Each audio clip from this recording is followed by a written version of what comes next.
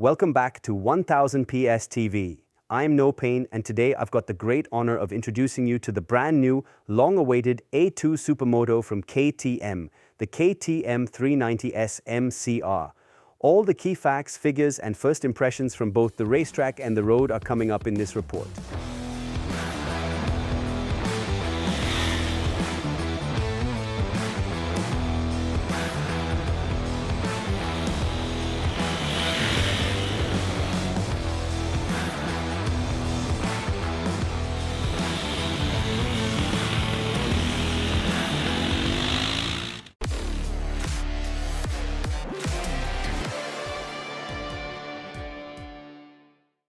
So, a warm welcome to all our 1000 PS viewers tuning in from Wiener Neustadt, where we had the chance to be the very first media outlet in Europe to test KTM's new mid-range Supermoto, the KTM 390 SMCR. Of course, this bike is aimed at a younger audience, so you might be wondering why the editors sent me an old geezer to do the job. Well, maybe everyone's off on holiday or out riding their 1000s, but don't worry.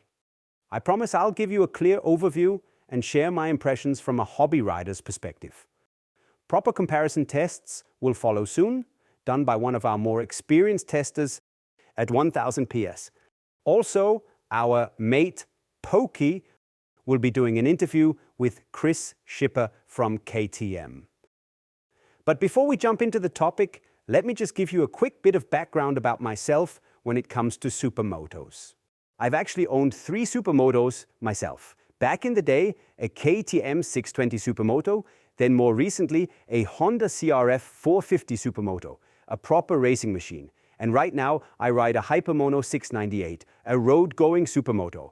So no, I haven't just rolled in off the cabbage truck. But am I a proper racer who slides into corners with perfect drifts? Nope, definitely not. Unfortunately, you'll probably see that in some of the footage from the Supermoto track in Bad Fischau, but hey, I give it my best. Let's start with a fundamental question. Is the 390 SMCR a real supermoto? And what exactly defines a true ready-to-race supermoto? Well, they're typically single-cylinder bikes based on motocross platforms. They're super light, have loads of suspension travel, and feature a tall, straight, narrow seat that extends forward. You usually sit far up front, right over the tank and front wheel. The geometry is really nimble, and often there's a twin-pipe exhaust tucked under the tail. Underneath the tail, often there's literally nothing, so it's easy to lift the bike onto a paddock stand. The engines are usually very sporty units with minimal oil, short service intervals, meaning frequent oil changes, valve clearance checks, and a piston swap every 50 operating hours. In short, real supermotos are crazy high performance, but not exactly practical for everyday use. And if we compare all that to the rather stylish and sharp-looking KTM 390 SMCR, it's pretty clear that it's missing a few of those hardcore elements. First of all, we've got a steel tank with a hump, a sloped seat, lower seat height, an underfloor exhaust, and a relatively high weight, nearly at the same level as the 690. Now, that's not meant as harsh criticism. It's just not a race-ready supermoto for the track like KTM's other 450 models, and I want to set the right expectations right from the start. In my opinion, this KTM is a super accessible, fun, mid-range naked bike with solid power, all dressed up in supermoto style at a really nice price.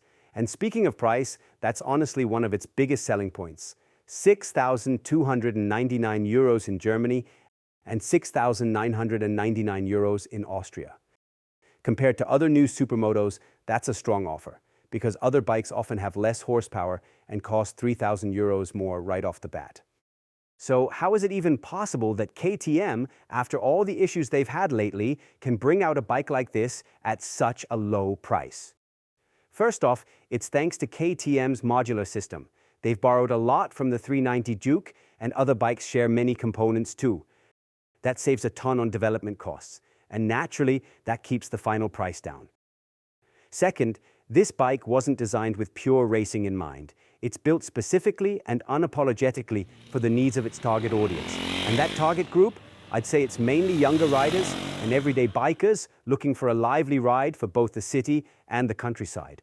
And maybe the occasional kart track session just for fun. Right? let's take a closer look at the hardware, starting with the engine and gearbox. At the heart of the bike is the same unit found in the KTM 390 Duke, a single-cylinder, four-stroke engine with 399 cubic centimeters. It's liquid-cooled, of course, and puts out 45 horsepower at 9,000 revs with 39 newton-meters of torque at 7,000 revs. This engine is basically identical across all 390 models. That includes the engine itself, the cooling system, 6-speed gearbox, the slipper clutch, and the Bosch electronic management system with ride-by-wire, traction control, and ABS. So the hardware is always more or less the same. The differences lie in the software. That means things like the riding modes and how the traction control and ABS are tuned, those are calibrated specifically for each model. Same goes for the final drive gearing. It's tailored to tire size and the intended use of each bike. Now, the underfloor exhaust is worth pointing out too. It has no external silencer, giving it a clean look and saving 2 kilograms in weight. So in summary, a lot of the components come from KTM's modular parts bin shared across the whole 390 range. But when it comes to ride dynamics, things have definitely been tuned for Supermoto tires and riding style. Now, about engine performance, honestly, I was really impressed. I'd never ridden the 390 Duke before, so I was expecting it to feel a bit flat and sluggish down low, but nope, it actually pulls really well from the bottom. And when you hit the right rev range, it's really responsive. You do have to make sure you're always in the right gear, especially on the track in Bad Fischau, where we were riding earlier. And I quickly realized that I was more at my own limit than the bike was. So if you put in some time and practice your lines, there's still loads of potential in it. Maybe this is interesting for some of you. After a few warm-up laps, I managed a 1:07 lap time today. Usually I do a 1:01 with my Hyper, and on a motocross bike, when I really pushed it, I once managed a flat 1 minute. So yeah, that puts the 390 roughly 5 to 7 seconds behind. Not bad at all. It honestly put a smile on my face, and I think if you grab a few mates and hit the kart track together, you can have an absolute blast on it. On the road, I was even more impressed. The engine pulls hard, it's quick in third and fourth gear on country roads, and it just felt really lively. I'm definitely looking forward to hearing what my colleagues say when they do proper comparison tests with the Duke and other bikes. Let's move on to the weight. The 390 Supermoto is of course Euro 5 plus compliant and fully A2 license compatible. That means, by law, the power-to-weight ratio can't exceed 0.2 kilowatts per kilogram. Now, there are basically two ways to meet that requirement. Option 1, build a super light bike using expensive components, then restrict a more powerful engine. But the risk with that is, once you restrict the engine, the power delivery can feel a bit uneven, and the whole process gets expensive and complicated. Option 2, leave the engine at full power and instead raise the weight to meet the legal ratio. And that, I'd say, is the main reason KTM went with a steel tank here. It brings the weight up enough to meet the A2 regulations without having to restrict the engine, meaning you get smooth, full performance at a lower cost. So yeah, KTM clearly went with option 2.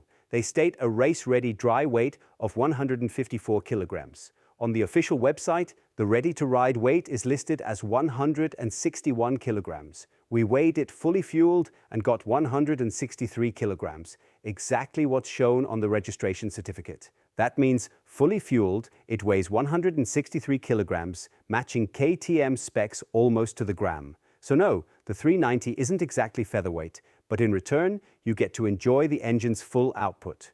45 horsepower and 39 newton meters of torque are absolutely brilliant figures for this category. And I think it's also great that service intervals are a long 10,000 kilometers. Now, I'm sure there'll still be plenty of debate about the weight. After all, it's not far off the 690. But honestly, riding it today on the track and out on the road, I had so much fun. The components are really well chosen. Brakes, tires, everything. So the weight didn't bother me personally at all. Still, I'm sure there's potential to shave off a few kilos if you wanted to. Lighter mirrors, remove the pillion foot pegs, maybe even a plastic tank in future. I reckon there's definitely some tuning potential here without spending a fortune, right?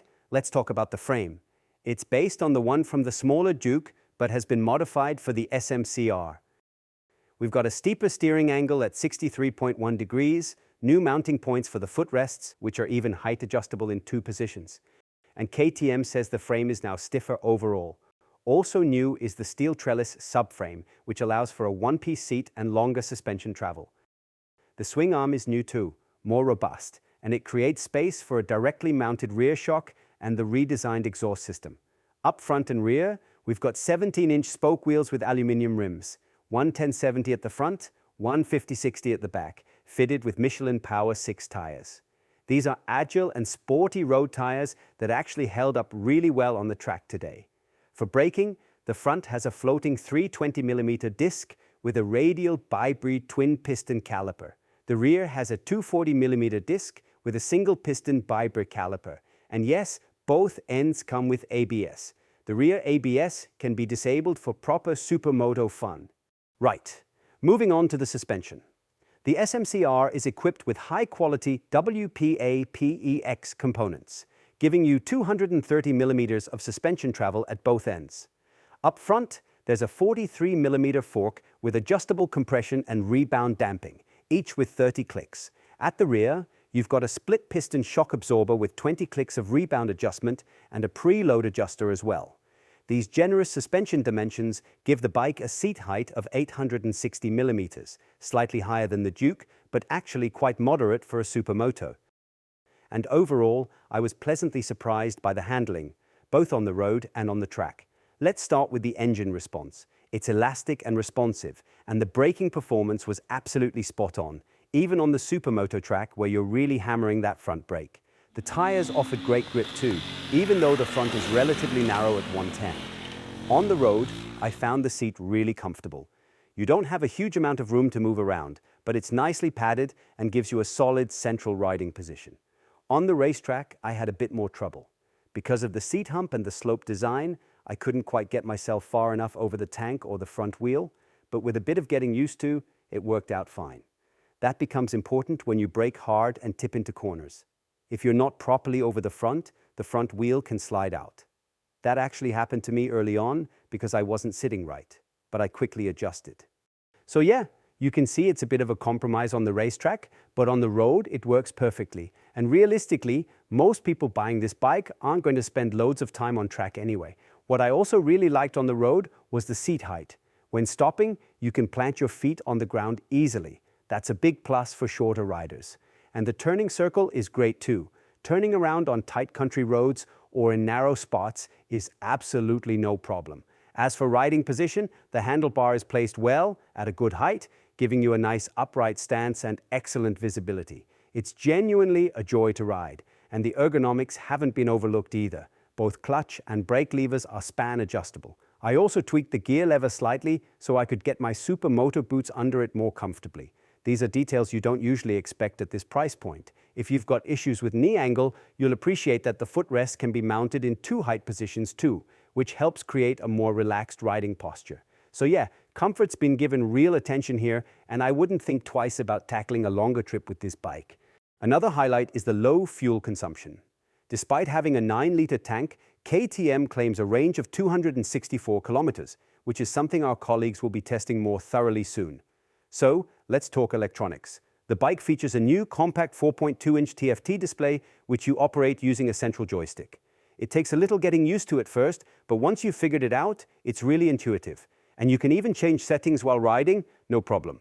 It also comes with Bluetooth connectivity through an app, so you can plan your route and get turn-by-turn directions shown directly on the dashboard. On top of that, there's a USB-C charging port located up front on the left. Very handy. You can charge your phone on the go without any fuss. LED lighting is included as well, which is something I'm personally happy about, especially for riding around town at night. Good visibility is always crucial, and it's often where manufacturers cut corners on Enduros or Supermotos. But not here. This is proper high-quality LED lighting. If you're into tinkering with settings, you'll be glad to know that the bike comes with selectable ride modes. We tried out Street and Sport. On the road, we were in Street mode, with traction control activated. It actually saved me once in a photo corner. I felt it intervene, and honestly, thank God it did, or I'd have been off. Other than that, the electronics stay in the background and don't get in your way, which I really like. There are definitely bikes out there where you immediately want to switch everything off, but here, I'd say you can happily leave the aids on. On the racetrack, I switched everything off, including ABS, and selected the Supermoto mode, where there's no rear ABS. And if you've got the skills, you can properly drift into corners with this setting. Niels used it to set his best lap time, even drifting through one of the corners. Absolutely brilliant. One thing that's not included as standard is the quick shifter, or blipper. It's available as an optional extra for €251, and I'd honestly recommend ordering it straight away. It works perfectly, no complaints. We already touched on the ride settings. The differences are definitely noticeable, and I can say for sure that today, the electronics helped me at least once on track. So, if you're just starting out, I'd say leave the aids on. They won't hurt, and they might just save you. You might lose a bit of drive out of the corners, but the electronics will catch the rear wheel if it starts sliding. The display is clear and easy to read, and like I said earlier, that USB port is a lifesaver for me because I almost always have my phone mounted up front. To wrap up with the pricing again, in Austria, it's €6,999, including Nova. In Germany, it's €6,299 plus additional costs. So in the end, it pretty much evens out. My conclusion? The KTM 390 SMCR is, in my view, a really well-balanced mix. A mid-range naked bike in fresh Supermoto styling, with a punchy engine, great suspension, quality features, and an electronic package that genuinely works well. It's surprisingly practical for everyday use, and the price makes it a seriously attractive offer. And that's it from me. If you've got any questions, feel free to post them down in the comments. And if you enjoyed the video, I'd appreciate a thumbs up and a comment to help the algorithm. We've got more content on the new 390 models coming up on the channel, so stay tuned, take care of yourselves, and see you next time.